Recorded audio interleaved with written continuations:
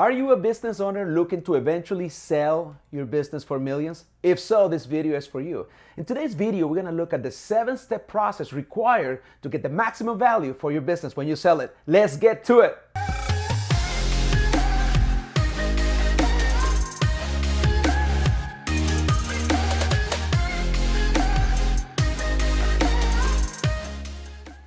Hey everybody, welcome to my channel. I am your host, Leo Landaverde, business broker and commercial lender, helping you buy and sell a profitable business.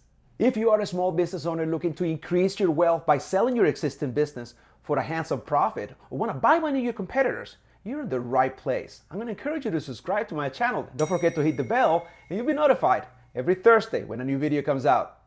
All right, let's get to the 7 steps. Number 1, first and foremost, motivation. Now, what we're going to do is we're going to talk about 2 types of motivation. One is the less ideal, and the other one is the ideal. So let's talk about the less ideal situation first. You're simply overworked. You come to a point that you've put in 30 years in the business and you simply can't take it anymore, and you need to stop working. It may be for health reasons. It may be for family reasons. You just seem to be away from the house a lot. Partnership disputes. You know, you're having issues with your partners. If you have 2 or 3 partners who have equitable interest in the company, so they're equity partners with you, so long as they're personally guaranteed with the business, whether active or silent partners, they are your partners in the business, and there is a dispute, there is irreparable damage, something needs to happen and you cannot continue. That's a less than ideal situation. Illness or death. It may be illness on you or one of your partners, or it may be the death of one of your partners that is triggering this potential sale of your business that you work so hard to build. And last but not least, you're simply bored. That's not necessarily a less than ideal situation, but it is a reason for you to want to consider selling your business. Now, what happens when you have a less than an ideal situation is that you're going to have the more urgent the matter, the less leverage. Every time that you're in a situation that you have to do something, you're gonna have less room, because time, in essence, kills all deals, and time can actually be against you in a situation that is less than ideal. So let's talk about what the ideal situations are where wanting to sell the business. So one is that you're experiencing nothing short of a hockey stick. You know, you have year-over-year growth of steady incline of 20% or above growth in revenue and net profits, evidenced by your tax returns that you're actually paying your fair share of taxes, because paying taxes is good, especially when it comes to selling your business. You're also just landed a really large client. You're profitable and you just landed this really large client that you're going to have to accommodate, and you have this good problem to have, is how you're going to accommodate the growth of this problem that can essentially double your business in the next 90 days or year or so.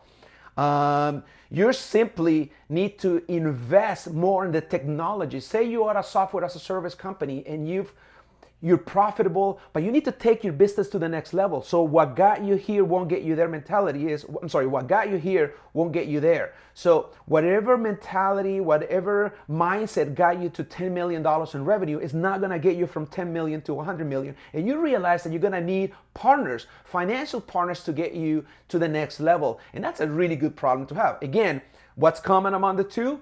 Healthy revenue. So if you're at a place where you have protected technology or patented IP, intellectual property, you have growing revenue, and you have time on your favor, which means that you don't have to sell. And whenever you don't have to sell is probably when you should sell. It's almost counterintuitive. So your motivation is very important, and you need to check your ego at the door.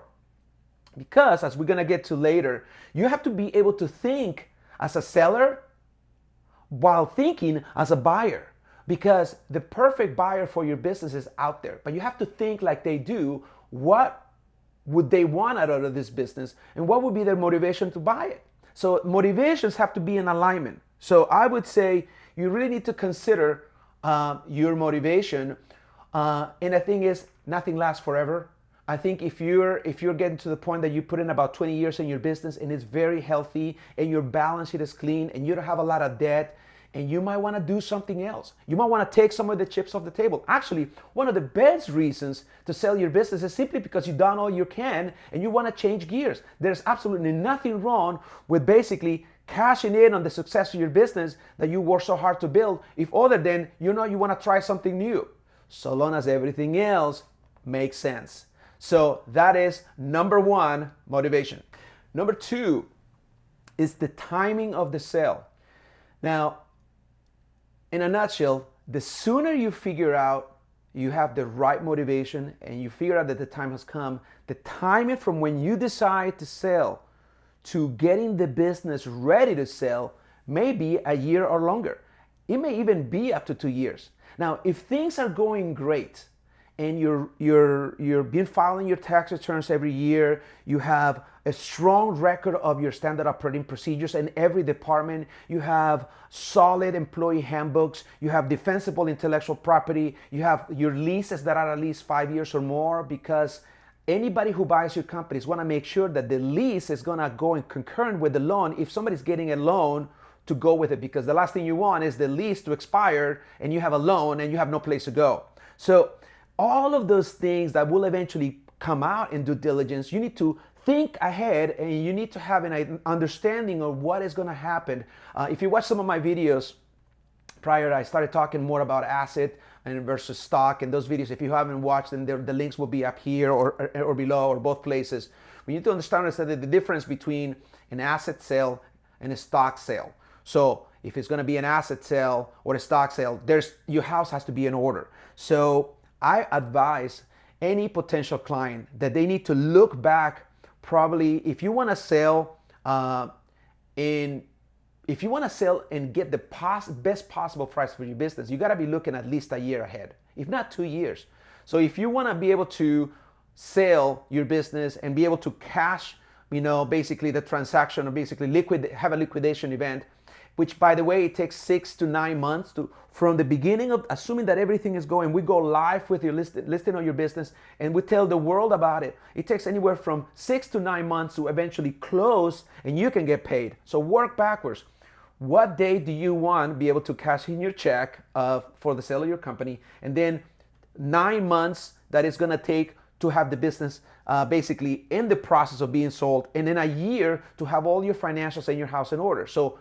So fair to say that from when you want to cash your check till now, it's actually a 2-year gap. So you want to start looking at making sure that everybody's going to want to know, the banks are going to want to know, the buyers are going to want to know about your tax returns, which is the biggest stumbling block on most sellers. Not having proper bookkeeping and being up-to-date bookkeeping can kill your deal before you even get started. It can kill your sale before it even starts, because that would be the first thing as a business broker that I would want to see. I would want to see your tax returns. I want to see what is being told to the IRS and what the profitability is of the business.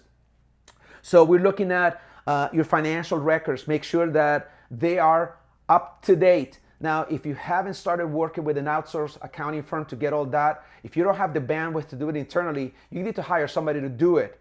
And there are experts out there, so feel free to contact me and I'll connect you with someone. Your financial records, your business structure, your customer base, anything that has to do. You almost have to do an audit on yourself.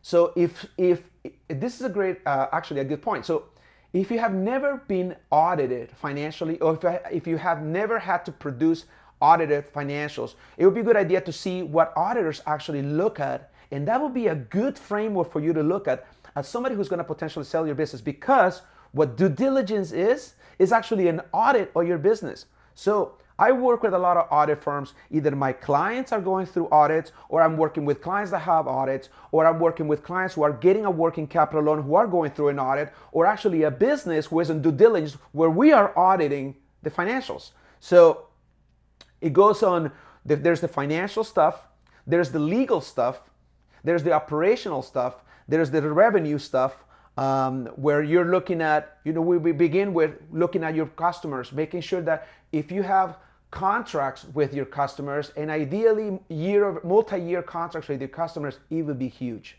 So a lot of it is beyond the scope of this video, because all of that is going to be a video unto itself that I'll be doing soon. What goes on due diligence, it's something that you need to know and work backwards, because the timing is, you're not going to be ready 90 days from today. Even if you decided to do that today, there is a laundry list of items that I would have you procure and get for me long before that, and that I'm sure is going to take you at least 60 days to get. So I hope that helps. So 2 years backwards and everything else I just said.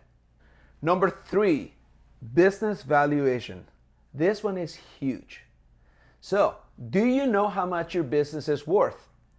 And my second question is, how do you know it's worth that much? This is probably where I spend the most of my time doing research, when I'm trying to figure out how much a company is worth. Now, you should know at the very least what 4-digit SIC code your business falls under. Now, if you're looking at your tax returns, usually your tax accountant will actually have your NAICS or your SIC codes, your 6-digit. You need to know that, because every business in of the 30 million businesses or so in the United States, they're all in different, categorized in the different industry verticals. And even within industry verticals, there are sub niches within a niche. So you begin at understanding what are the businesses worth in your particular industry. Same size, same history or same age type businesses, what the revenue is in the particular industry. You want to know how much of the business are being sold. Now, the ultimate test of how much a business is worth is what a buyer is willing to pay for it. So, and you want to be able to see your business through the eyes of a potential buyer. So the business valuation, in my world, the simplest way to do it is cash flow. Seller discretionary earnings, or SDE. That is probably the biggest way, or the most sure way to ascertain what a business is worth. Now you may say, well, what about working capital? What about inventory? What about fixtures and equipment? What about the real estate component of it? We can talk about those later. And they will play a role, particularly if there's a real estate transaction. I like to separate the two. The real estate transaction is one transaction, and the business itself is another transaction. So we're just looking at the business transaction itself right now. Let me tell you why the cash flow is important, and the way to value it is because I guarantee you that 9 out of 10 of your potential buyers are going to be first-time buyers, and they're going to be getting a loan. And they're going to be probably getting an SBA loan. And the SBA dictates that there is a certain criteria on the way that they are actually going to do the loan. The SBA or SBA lenders are cash flow lenders. So what allows a buyer to actually put the least amount of down payment on a loan, say 10%, and the bank, the SBA lender will give you 90% of the value of the business, is based on cash flow. So if we're gonna get a loan based on cash flow, we better know how much the cash flow can support, or as we call it, checking basically working backwards. How much debt load can this business afford at the current cash flow?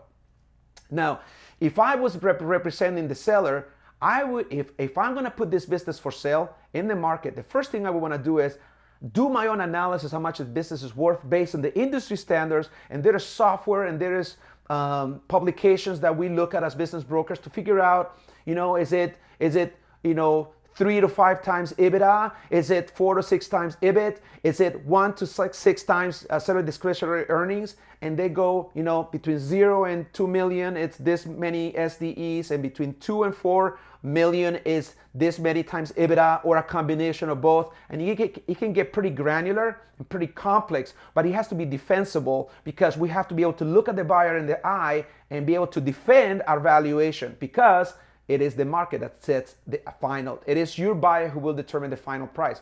But the buyer will lean on a lender, SBA lender, to give him a loan. I go through this exercise sometimes multiple times a day with different people. So we wanna, if a business is doing, say, actually, in a specific situation of a business that is doing about $500,000 a year in net income.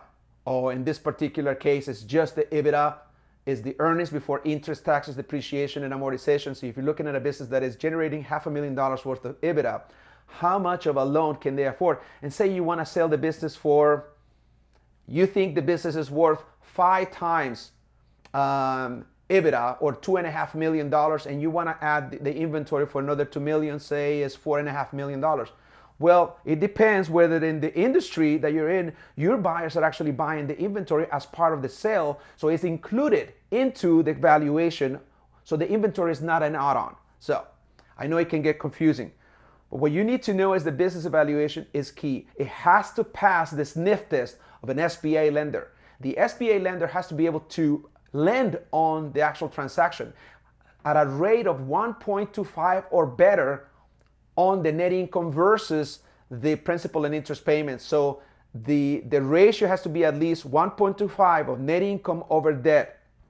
And that will play a huge role in how your business is valued. Now, beauty is in the eye of the beholder, because you may realize that, this is when a reality check sets in. You think your business may be worth 5 times what you think you may be worth 5 times what you think it is. So you say, hey, my business is worth $10 million, when in reality maybe only worth $3 million. We don't know that until we're asking the right questions. Okay, so before you get a valuation, you have to have your house in order. You have to be up to date with your tax filings, which I already went into great detail on the time of the sale. So I would recommend that you, and if you're working with a business brokerage firm, they will do that. And you should only work with a business brokerage firm that is actually doing contingency type fees, which means the success fee, you don't pay anything until the business is sold. And the valuation of the business is part of the whole package.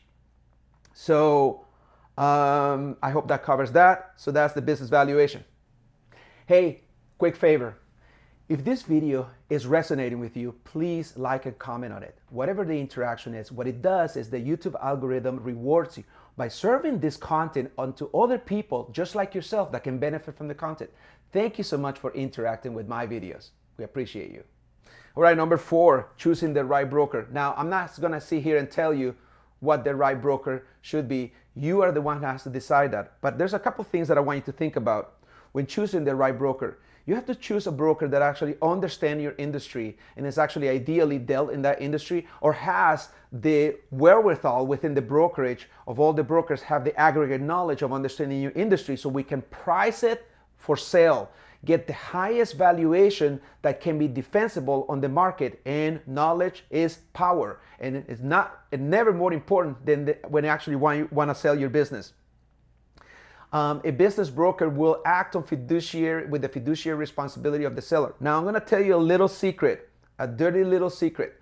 So in the business brokerage industry, a lot of brokers don't like to co-broker a deal, meaning that you have to work with a firm that is willing to have the best interest on the seller. So some broker firms or some business brokers will want to take the listing themselves and trying to find the buyer themselves, and it may work sometimes. But if your best buyer it's outside of the broker network, and it may be in another brokerage firm, and it may be the best buyer you have, but you do not want to share as the listing agent your commission with another broker, then are we acting on the best interest of the seller? Because if the outside buyer could actually pay more, but you do not want to share your commission as a business broker, well, then who really loses in the end? It may be that the seller may have to take a lesser offer, which means less cash in their pocket by not choosing the right business broker. Now, I'm telling you this because this is what we deal with every day. So a buyer comes to us and they found a business of their dream, and they found it in Biz Buy Sell or Businesses for Sale, you name it, any of those business listings website. And I get them that they're pretty excited about the business, only to find out that the buyer already signed an NDA with the business brokerage, which means advice to a buyer to not sign anything without consulting somebody who knows. So they already gave the rights away, which means that somebody like me will have a hard time working with them because the listing agent is not willing to share. This is something that is tough in our industry, and we're trying to figure out a way to fix it, but it is what it is. So choosing the right broker that would allow you to consider the best buyer out there, whoever that may be. We don't know who your buyer is going to be, Mr. Seller. It may be, if you're big enough, if your revenue is big enough, and more importantly, your EBITDA, if your earnings before interest, taxes, depreciation, and amortization are more than $1 million, and you're in the range between 1 million to 5 million in EBITDA, you may even have a bidding war. You may have a strategic buyer wanting to buy you, and a strategic buyer may be somebody in your industry who has a platform for, company who is looking to add on businesses similar to yours. So that would be, they'll be willing to pay more for that type of business with that kind of track record that you have. You may actually have a private equity group, and we work with about 700 private equity firms that can pay a premium for a business that has that kind of net income. Or you may be dealing with a buyer who is high net worth, who may be able to put 20-30% down and instead of an SBA loan, get a commercial loan. But having that kind of breadth of knowledge really helps the seller. So you gotta be choosy who you work with, and we represent sellers all over the country. So that's choosing the right broker. All right, are you still with me? All right, number 5, prepping the business for sale. So far we talked about motivation, timing of the sale, business valuation, choosing the right broker, now prepping the business for sale. Now this gets a little granular. I have a checklist that I work off, but I'm gonna read to you as a seller some of the things that you gotta be thinking about as you're prepping the business for sale.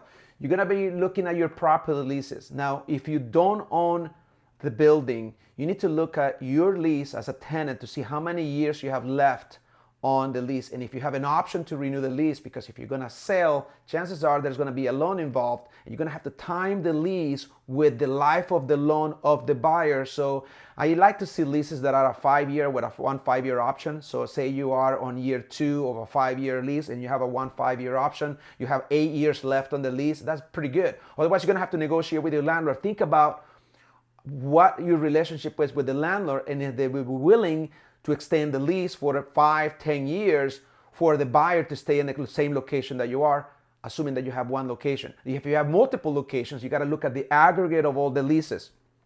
You gotta be looking at your equipment list. You know, what equipment that you have that are assets of the business. Now, probably the best place to start is starting with your corporate tax returns. The depreciation list and your asset list should be there. Your CPA, your tax accountant, should be the gatekeeper of your asset list, which should be readily available to see what equipment that you have, what all the fixtures, all the furniture and fixtures and equipment. So the FFE, you need to know what that is. Your insurance policies, they gotta be up to date and they have to be in good standing. I would say that this is when you start reaching out to your insurance broker for your general liability and professional liability. I call it the GLPL policy combo. If you have errors and omissions, directors and officers, all the business insurance that limit your risk, basically those, you need to have them ready. You need to have all the declaration pages ready to go, because somebody will be asking you for them. Might as well have them ready now. If you had something that expired or you let it lapse, you gotta get on it long before you put the business for sale, because you don't want anybody questioning anything, and let that be the issue why the business doesn't close. I mean, silly, but something can hold the thing up. And remember, is when the attorneys are looking at the paperwork, they're not gonna leave any stone unturned.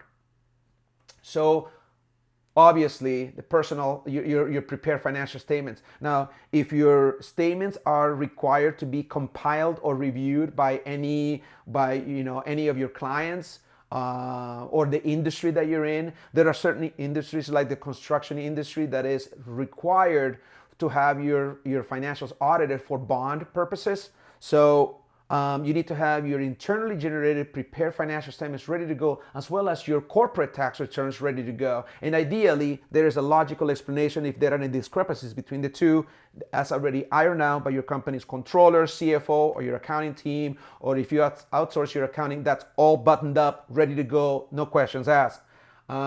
You also need to have your interim financials, your most recent month-end balance sheet, profit and loss, accounts receivable agent report, and accounts payable agent report. More on that at a different video. All your business licenses and permits, have to be current and up to date. All of your agreements with all of your customers, especially those who have recurrent revenue from multi-year agreements, they have to be buttoned up, be able to be given at a moment's notice to anybody who wants to listen to, who happens to be a buyer, who may be on their letter of intent already in the due diligence phase. And all of these documents will play a key role in the due diligence. So if you have them ready now, you don't have to worry about it later. Your vendor agreements, whatever agreements you have with your vendors, whether they are net 15, 30, net 45, your sellers, your company vehicles, anything has to be, up to snuff, with no blemishes, no issues, and any of that. So that's a lot there. Reach out to me if you have any further clarification. Just put a comment on the notes, on the comment section, and I'll be happy to clarify anything. So that's number 5, prepping the business for sale. Number 6, finding a buyer. This, guys, is the single number 1 reason why most for sale business owners, or basically those who are for sale by owner, work with a business brokerage firm. Selling a business is probably one of the most complicated things you'll ever do in your life. Now, if selling real estate it's not for the faint of heart, think about selling a business. Because even if you did everything right, even if you had the right motivation and you got all your documents in a row and everything is going to pass the test, your valuation is right where it should be, you even had the right broker, you have all your documents ready to go, and you have no buyers, nothing is going to happen.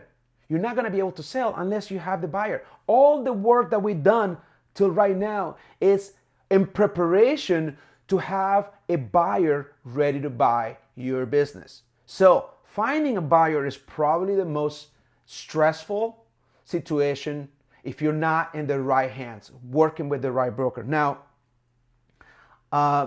in our case, this is the thing that I am most excited about, because there are plenty of buyers out there for the right type of business. And the knowledge is the power. Now, we work with about 700 private equity groups we send an email. We do an email blast to our 700 private equity groups. If the revenue is right and everything we feel like it's going to sell, let me tell you, you're not going to have a problem finding a buyer. Now, it is if you don't have that buyer pool, if you don't have those relationships that have been cultivated year over year. We do talk about our deals, and there's about 80 business brokers. We talk about them on a weekly basis, and somebody has somebody that can buy this business. Now, it doesn't matter obviously, if the business is smaller, if there's a smaller net income, there's be a lesser pool of buyers.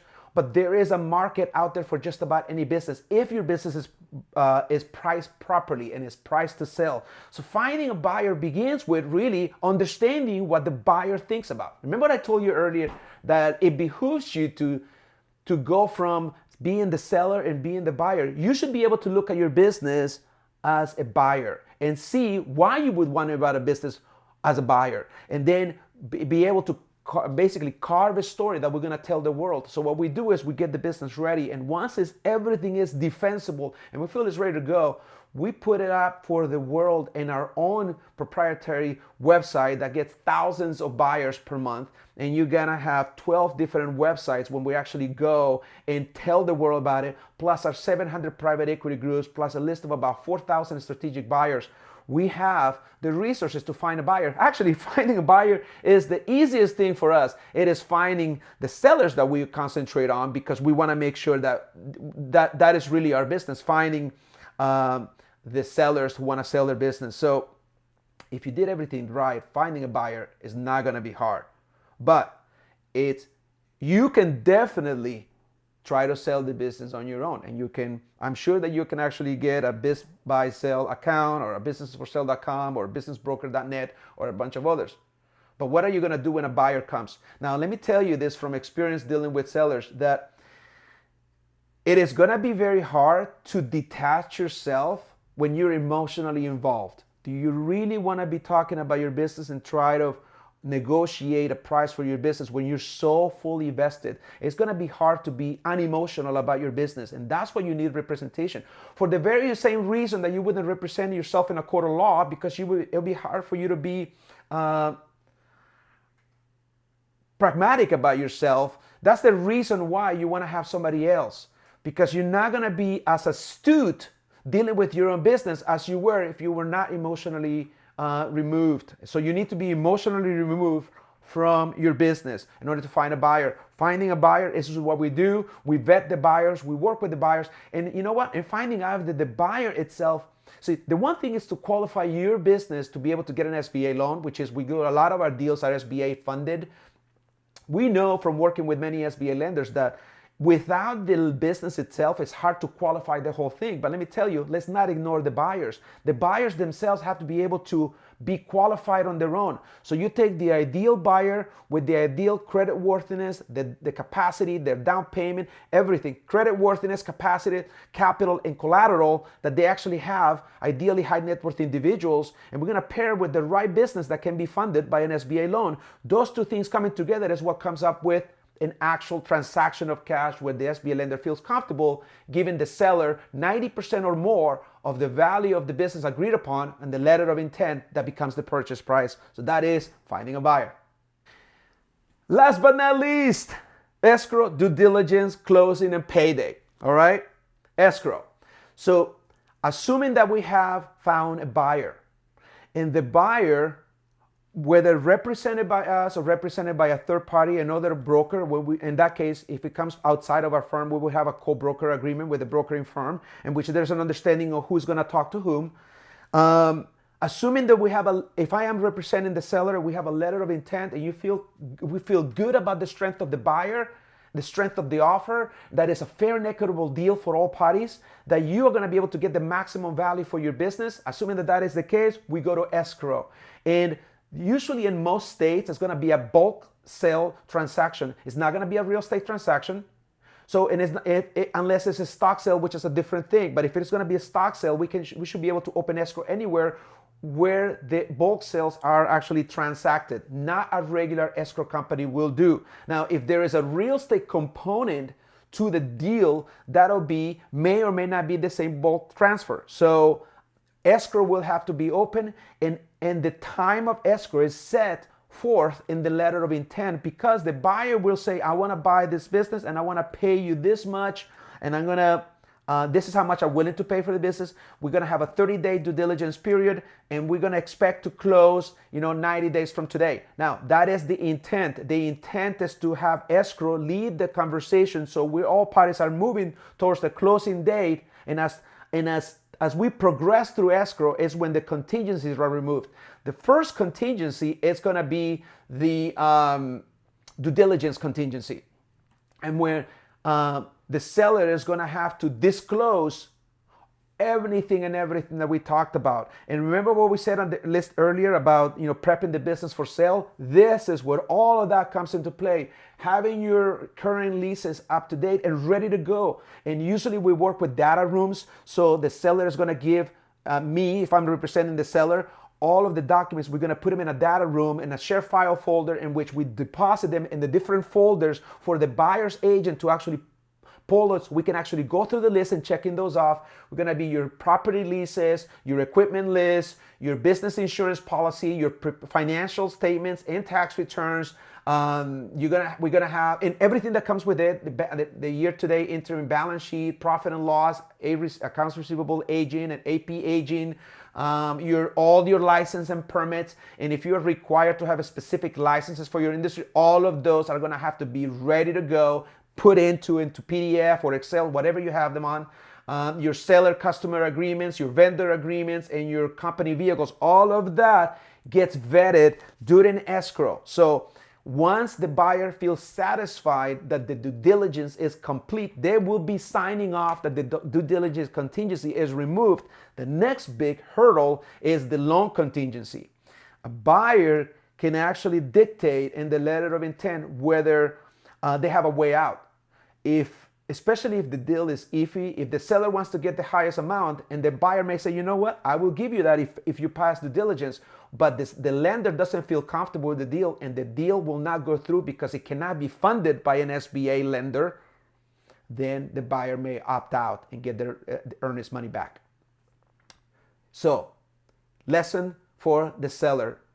you need to, if you're gonna sell your business, you need to have your business broker have your business pre-approved by an SBA lender, because, as I said, 70% of buyers are gonna be first-time buyers and they're gonna wanna get a loan. Nobody's gonna have $2 to $3 million sitting on their bank account ready to buy a business. It happens, but very rarely. I'll say 70% are first-time business buyers, and they're gonna be relying on a loan, and they're probably gonna come up with 10, 15, 20% out of pocket. The rest, 80, 90% loan to value from an SBA lender.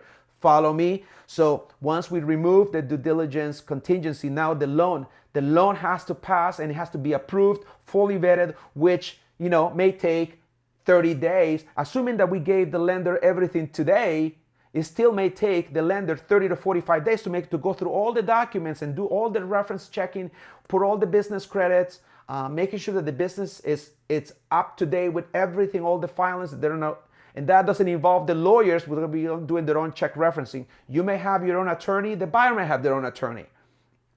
So we move all to removing all the contingencies throughout the escrow process, and we get to the part when we actually have closing documents, which are fully vetted and reviewed by both buyer and seller's attorneys. And once that is done, payday. So if we did everything right in this process, you should walk away with the biggest paycheck of your life. So hopefully this video was helpful to you. If you're ready to sell your business, contact me. I'm here to help you guys. If you're looking to buy a business, come to me. I'll be happy to help you. Thank you so much for watching this video. For a limited time, I'm giving away my cash flow calculator, a simple but powerful tool that would allow you to take the existing cash flow from an existing business for sale and figure out how much net cash flow you would have after the debt service if you were to buy it using a loan. It's a very great tool. And the other one is my personal financial statement template that comes in Excel, different than the one offered by the SBA, because instead of a PDF, it's in Excel, so it allows you to plug the numbers for your statement of net worth, which is very important if you're looking to get an SBA loan for either working capital or buying a business. Those are my gifts to you to keep. Just click on the link below and you can download them.